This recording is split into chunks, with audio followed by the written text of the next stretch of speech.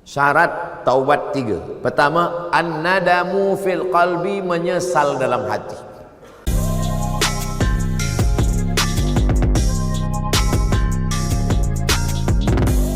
Ustaz, sekiranya seorang itu sering melakukan dosa, dalam masa yang sama dia mohon ampun juga pada Allah. Syarat taubat 3. Pertama, an-nadamu fil qalbi, menyesal dalam hati. Yang kedua, al-iqraru bil lisani, diucapkan dengan lidah, astaghfirullah. Agak panjang, astaghfirullahalazim.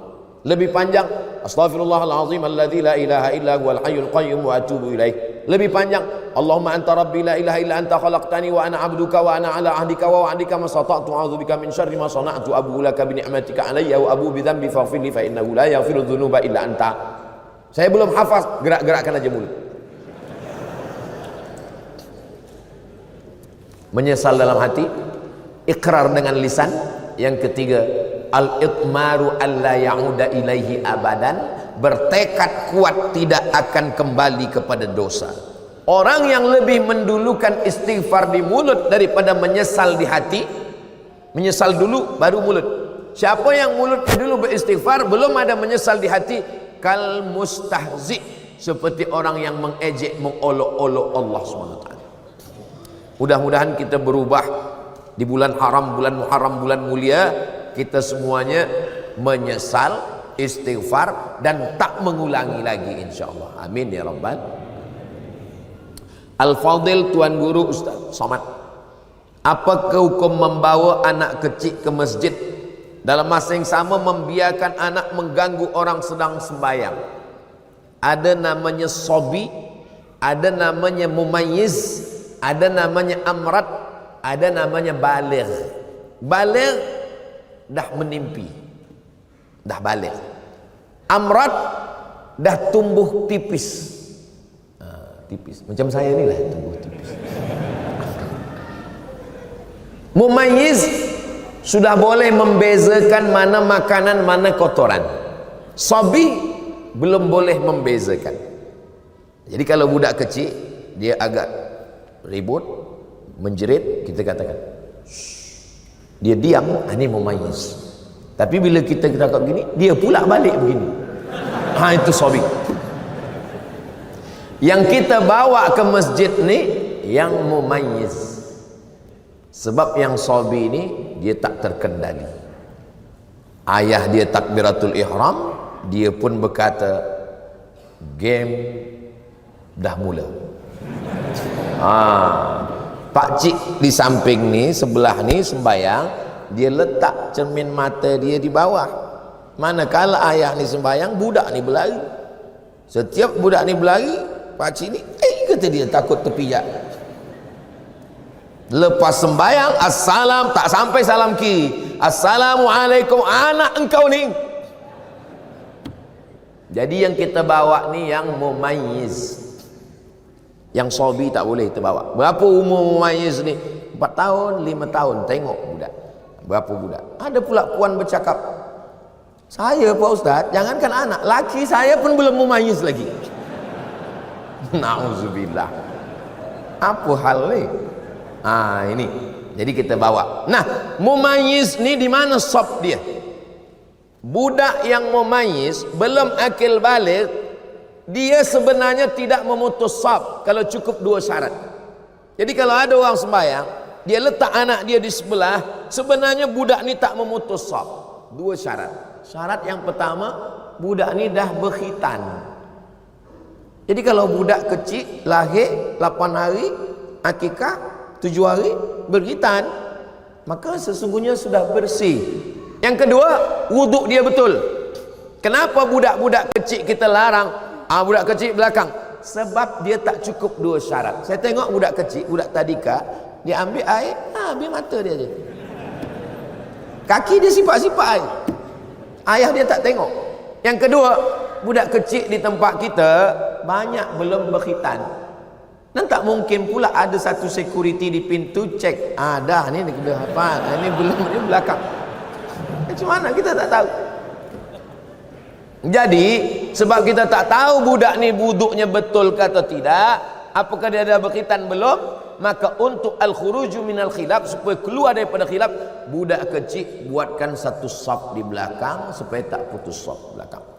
Budak kecil. Tapi budak kecil ni kalau dia saf belakang meribut. Tidak. Masjid tempat saya, Masjid Agung An-Nur namanya, budak kecil tenang. Saya tazkirah Ramadan, budak kecil tenang.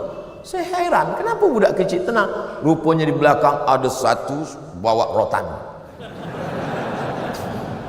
Apa sembahyang? Saya tanya, oh patut budak ni tak meribut, engkau pukul? Tak ada Ustaz, kita tengok aja. Di muka Ustaz saya senyum, tapi muka budak ni. Ini tentang budak kecil, kita bawa ke masjid. Kalau di masjid masih ada budak kecil, berbahagialah. Berarti apa? Masjid kita 20-30 tahun lagi tetap ada yang iktikaf kajian duha salat berjamaah. Allahu Akbar. Tapi kalau di masjid tu dah tak ada lagi budak-budak, oh, kita tak tahu masjid kita boleh jadi macam masjid di Andalusia. Masjid Andalusia tak ada lagi orang sembahyang. Datanglah turisme, turis datang ke Andalusia, dia tengok dah jadi museum, tak ada lagi orang sembahyang. Dia nak sembahyang pun tak boleh, forbidden, tak boleh sembahyang. Maka dia azan di situ, Allahu Akbar, Allahu Akbar. Polis-polis heran, apa awak azan sini? Batu-batu ni dah rindu lama tak mendengar azan. Jangan sampai masjid kita menjadi masjid seperti di Andalusia, sebab tak ada lagi budak-budak sembahyang. Tapi tetap kita atur, jangan sampai balik dari masjid semua naik, marah naik. Kata puan di rumah, abang ke masjid nak hilangkan setan, aku berjumpa setan di masjid. Tiga, yang berbahagia Ustaz, apa hukum selepas solat terus melihat handphone? Assalamualaikum warahmatullahi, Assalamualaikum warahmatullahi. Bini aku suruh cepat balik. Ada orang tanya saya, Ustaz Somad, apa hukumnya lelaki takut pada isteri?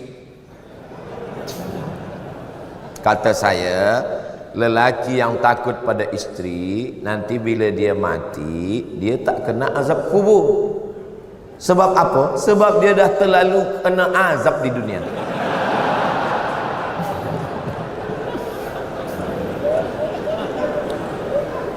Yang ini tak usah ingat, yang lain tadi aja ingat. Sembayang tu apa? Apa sembayang itu? Aqwalun, ucapan, maknanya Al-Fatihah, rukun. Wa af'alun, perbuatan, tegak, mengangkat tangan, ruku, i'tidal, sujud, duduk atas sujud, salam, tasyahud. Mufattatahatun bitakbir, dibuka dengan takbiratul ihram.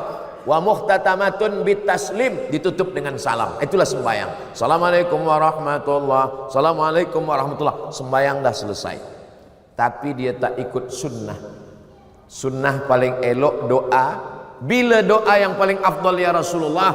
Ba'dal maktubah, ba'dal faridah, selepas solat fardu berdoa, berzikir dulu. Astaghfirullahaladzim, subhanallah, subhanallah, subhanallah, alhamdulillah, alhamdulillah, Allahu Akbar, Allahu Akbar. Habis itu berdoa. Kenapa tak berzikir? Bila kita berzikir, malaikat-malaikat turun. Malaikat menengok orang berzikir, memanggil malaikat yang lain, halummu ila hajatikum, inilah yang kamu hajatkan, yang kamu cari-cari. Malaikat pun ikut berzikir dan mengaminkan doa. Doa kita itu pun diaminkan. Ad-da'i yang berdoa, wal mu'ammin yang mengaminkan, fil ajri sawa, balasannya sama, maka aminkan. Allahumma inna nas'aluka salamatan fid din, amin. Aminkan. Ini banyak sekarang tak mengaminkan. Bila ditanya, kenapa engkau tak aminkan doa imam? Imam tu minta hujan Ustaz, saya berniaga ais krim. Yang kita minta bukan hujannya, rahmatnya, barokahnya. Ini lepas sembahyang tak ada lagi berdoa. Assalamualaikum warahmatullahi, Assalamualaikum warahmatullahi. Macam ayam nampak padi. Kenapa engkau tak berdoa? Kenapa awak tak berdoa? Doa yang lama aja belum terkabul lagi. Berdoa. Kata Imam Sayyidina Umar bin Khattab, aku tetap berdoa karena doa itu adalah ibadah. Doa silahul mu'min. Nah, jadi adab dia kurang adab dia. Ustaz, bagaimana kita nak tahu, kita rasa Allah ni redha dengan kehidupan kita? Dalam kitab Ar-Risalah Al-Qushairiyah kata ulama, aku tahu bila Allah ridha pada aku. Macam mana engkau tahu bila Allah ridha pada engkau? Aku tak tahu sembahyangku diterima Allah atau tidak. Aku tak tahu hajiku diterima Allah atau tidak. Tapi aku tahu bila Allah ridha pada aku. Macam mana engkau tahu? Bila aku ridha menerima takdir Allah, maka saat itu Allah ridha kepada aku. Apa itu ridha menerima takdir? Sururul qalbi ala madaratil qada. Hati senang, hati bahagia menerima ketetapan Allah Subhanahu wa taala. Ini berat. Banyak orang hanya pada level sabar. Kalau sabar itu hanya menahan tapi tak bahagia. Yang lebih daripada itu di atas sabar adalah ridha.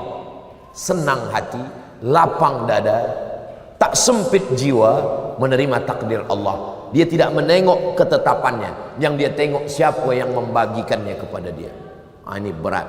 Doakan supaya Ustaz Somad boleh ridha menerima ketetapan Allah. 5. Saya ingin bertanya, bagaimana mahukan rumah tangga yang bahagia di sisi Allah? Puan, ada 5 hak pada suami. Tuan, ada 5 kewajiban. Kalau dilaksanakan, insya Allah kita boleh bahagia. Pertama, bagi makan. Yang kedua, bagi pakaian. Yang ketiga, bagi tempat tinggal. Yang keempat, bagi pendidikan. Yang kelima, bagi perhatian. Sebab perempuan ni nak diperhatikan. Dia tak pernah memuji saya, Ustaz. Ada orang lain yang puji, hati saya terpaut. Kenapa engkau jalan dengan dia? Dia dah macam abang saya, dia dah macam saudara saya. Berawal dari macam-macam, berawal dari macam, berakhir jadi macam-macam. Maka kalau kita jaga ini, insya Allah. Khuliqatil mar'atu min dhila'. Perempuan ini diciptakan dari tulang rusuk. A'wajuha a'laha. Tulang rusuk yang paling bengkok bagian atas, itulah perempuan. In akhadta aqamtaha kasartaha. Kalau kau nak paksakan dia lurus, dia akan patah. Bila kau ikut, kau akan jadi bengkok. Ustaz, kalau ikut bini, Ustaz bengkok. Maka pandai-pandailah kita. Maka insya Allah, siapa orang yang paling baik di antara lelaki ini? Khairukum khairukum li ahli. Orang yang paling baik di antara kamu, orang yang paling baik kepada istrinya. Jadi kalau ada tuan-tuan yang paling baik di masjid, khusyuk solat, tapi kasar, cakap, caci maki, sumpah serapah. Kalau dia pergi dengan kawan, kawan ni bawa air, tumpah air, dia senyum. Tak apa, kita ambil air lagi. Tapi kalau bini tumpah, mana mata dulu. Bila sakit, bukan kawan datang, bini lah yang datang. Sakit di hospital, bini datang, suap. Makan ya bang, sabar bang, sabar. InsyaAllah sebelum hari Jumaat selesai ni, insyaAllah. Bila kita baik, dia suap baik. Tapi bila kita kasar, makan. Udah sakit, tak mati-mati pula lagi. Betul tak puan? Betul kata puan. Rasa puas hati saya pagi ni, Ustaz. 6. Zaman saya muda-muda dulu selalu tinggalkan sembahyang. Bagaimana nak mengqadaknya, Ustaz? Selepas satu sembahyang qadak, lepas zuhur qadak zuhur. Usalli fardhu zuhri 4 rakaatin qadaan. Lepas asar qadak asar. Tapi untuk asar jangan qadak di masjid, di rumah. Bila kita qadak di masjid, nanti kawan berbisik, siapa ni? ISIS. Sesat ni. Dia tanya pula, sembahyang apa engkau? Mana ada sembahyang sunat? Siapa ajarkan engkau? Ustaz Somad. Aku dah cakap lama, Ustaz tu sesat. Maghrib, usalli fardal maghribi 3 rakaatin qadaan. Bukan maknanya saya bagi makna qada ni kita ringan-ringankan saja sembahyang. Jam sikit tak sembahyang, mengantuk sikit tak sembahyang. Maknanya supaya kita jaga jangan sampai tinggal sembahyang. La kafarata laha illa dzalik. Sembahyang tak boleh ditebus dengan puasa. Sembahyang tak boleh hapus dengan umrah. illa dzalik, mesti dengan sembahyang. Sepakat 4 mazhab ittifaq, Hanafi, Maliki, Syafi'i, Hambali, sembahyang mesti diqadha. Tapi kata ustaz kami tak perlu qadha. Ibnu Taimiyah kata, Ibnu Taimiyah tak perlu qadha, istighfar saja. Tapi dia keluar daripada 4 mazhab. Kita pakai 4 mazhab, wajib diqadha. Tapi jangan sebab tazkirah di Bukit Jelutong ni, esok semua office kosong. Kemana semua? Semua mengqadha. Qadha tu lepas satu sembahyang qadha. Berapa tahun tak sembahyang? 10 tahun. 10 tahun qadha. Lepas satu sembahyang. Bila saya mati setahun mati, alhamdulillah selesai insya-Allah. Begitu cara qadha. Ustaz, adakah berdosa orang yang bekerja di tempat yang ada jual minum arak? Kalau ada orang jual arak, kita mesti tegah, kita mesti larang. Kita bukan ikut di dalam. Kata kita ikut berdalam bersyubhat. Nanti bila kena azab, kita pun ikut kena azabnya. Mana dalilnya? La ta'murunna bil ma'ruf, ajak orang buat baik. Wala tanhauna 'anil munkar, larang buat munkar. La yusikanna ayyab'atsallahu 'alaikum iqaban. Bila kau tak larang, maka nanti Allah turunkan azab, kamu pun terkena azabnya. Summa tad'unahu, kamu berdoa, selamatkan aku, fala yustajabu lakum, doa kamu tak dikabulkan Allah. Man ra'a minkum munkaran, kalau kamu tengok orang jual khamar, tegah dengan apa? Biadih, dengan tangan.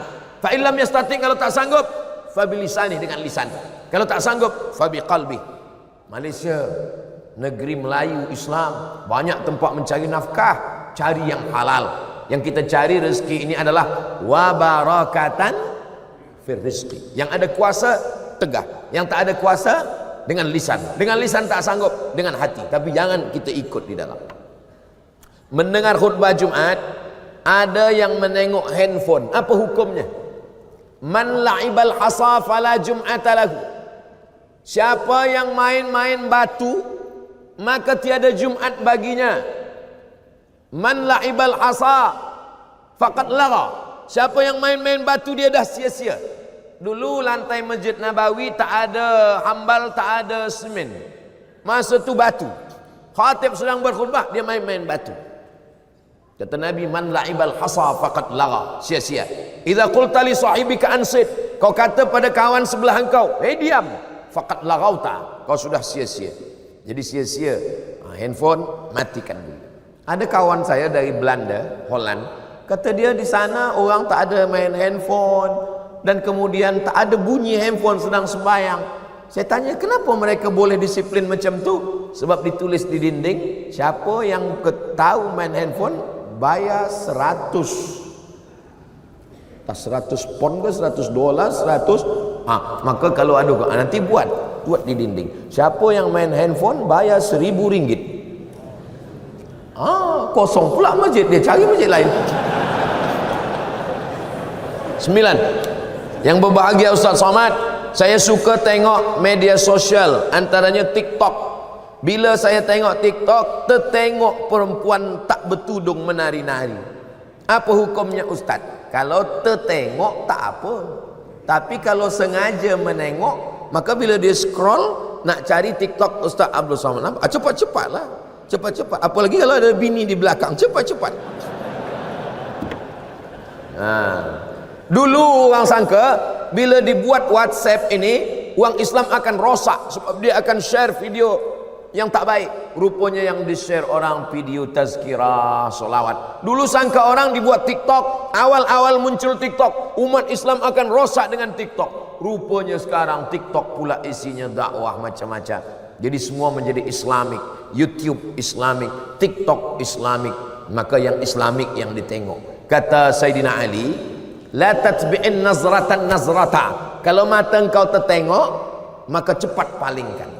Pandangan yang kedua, laka. Pandangan yang kedua, alaika. Yang pertama, untuk engkau. Yang kedua, engkau akan dihisab. Maknanya, kalau tertengok, palingkan. Ada juga orang salah faham dengan hadis ni. Kalau tertengok, jangan berkedip. Itu tak betul. Last 10. Saya keliru pahaman ahli sunnah wal jamaah dan pahaman wahabi. Boleh Ustaz terangkan? Panjang. Saya ringkaskan pada 3. Dia menengok saya sebagai pelaku bid'ah. Kalau bid'ah dalalah, kalau dhalalah finnar. Maulid Nabi bid'ah, Isra Mi'raj bid'ah, menyambut 1 Muharram bid'ah, malam nisfu Sya'ban bid'ah, berdoa mengangkat tangan mengusap ke muka bid'ah, pakai hadis dhaif bid'ah, talqin mayat bid'ah, tahlil bid'ah, maka bertarekat bid'ah. Abdul Somad ini pelaku bid'ah dhalalah finnar menurut dia, padahal kita punya dalil-dalil. Yang kedua, orang yang bertawassul kata dia musyrik. Bertawassul dengan Syekh Abdul Qadir Jilani musyrik, bertawassul dengan Bahauddin Naqsabandi musyrik, bertawassul dengan ulama-ulama musyrik. Padahal ulama Ahlus Sunnah wal Jamaah menyusun kitab. Muhaddis dari Maghribi Syekh Abdullah bin Siddiq Al-Ghumari menulis kitab Ittihaful Azkiya bijawazit tawassul bil awliya wal anbiya. Boleh bertawassul. Aku bertawassul kepada engkau ya Allah dengan kemuliaan Syekh Abdul Qadir Al-Jilani. Mereka mengatakan orang yang bertawassul berarti dia musyrik karena dia meminta kepada wali-wali Allah. Yang ketiga, mereka mengatakan orang yang mentakwil ayat mutasyabihat kafir. Sedangkan Asy'ariyah mentakwil ayat mutasyabihat. Ar-Rahman 'alal arsy istawa. Allah duduk di atas aras. Siapa yang memahami Allah bertempat duduk di atas aras, maka dia adalah mujassimah menurut Asy'ariyah. Lalu apa makna Allah bersemayam di atas aras? Maknanya Allah Maha Kuasa. Kata dia tak boleh ayat ini ditakwil. Siapa yang mentakwil ayat berarti kafir. Itulah percanggahan yang membuat kita tak boleh bersatu. Dia tengok saya sebagai pelaku bid'ah, dia kata saya ni sebagai orang musyrik kerana bertawassul, dia katakan saya ni sebagai orang kafir kerana saya mentakwil ayat. Maka tak boleh kita bersama sebab ada 3 perbezaan yang amat sangat mendasar. Di akhir majlis mari kita sama berdoa kepada Allah. Mudah-mudahan Allah berikan kebaikan-kebaikan Muharram untuk kita semua. Allah jaga keluarga kita, negeri kita, baldatun thayyibatun wa rabbun ghafur. Ala hadhihi niyyah wa kulli niyatin salihah. Al-Fatihah.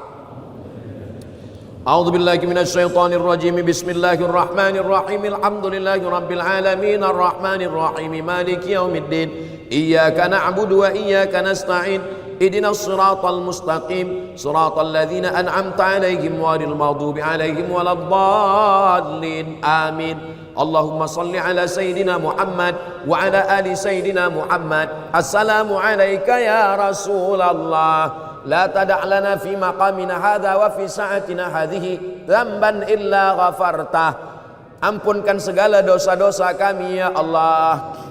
Wala aiban illa satartah. Tutupi segala aib cacat kekurangan kami ya Allah. Wala maridan illa syafaitah. Saudara kami yang sakit berikan kesihatan, kesembuhan ya Allah. Wala mayitan illa rahimtah. Orang tua kami, sahabat kami yang sudah mendahului kami, guru-guru kami, jadikan kuburnya taman-taman surgamu ya Allah. Wala musafiran illa wasaltah.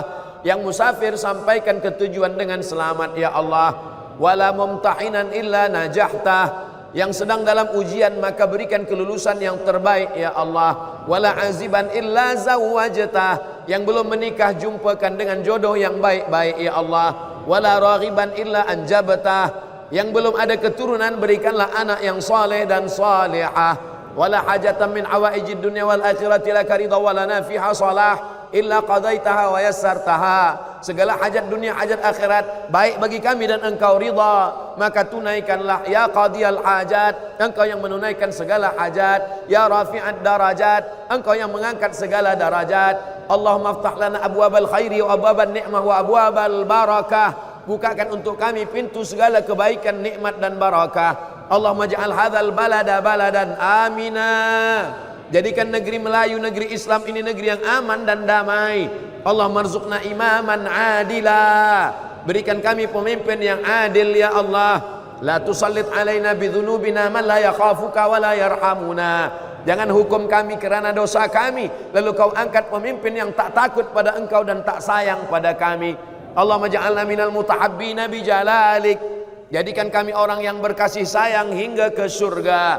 Wa adkhilnal jannata ma'al abrar. Di waktu duha di bulan yang baik kami bersama dengan orang baik di tempat yang baik. Satukan pula kami bersama orang paling baik, Sayyidina Muhammad sallallahu alaihi wasallam. Allahumma ja'al akhira kalamina. Jadikan akhir kalam kami manakala ajal datang, malaikat maut mencabut nyawa kami. kalimah yang keluar dari mulut kami, la ilaha illallah Muhammadur Rasulullah sallallahu alaihi wasallam, kalimat haqqin 'alaiha nahya wa 'alaiha namutu wa biha nub'atsu insyaallah. Rabbana atina fid dunya hasanah wa fil akhirati hasanah wa qina adzabannar. Wa sallallahu ala sayidina Muhammad wa ala alihi wa sahbihi wasallam walhamdulillahi rabbil alamin.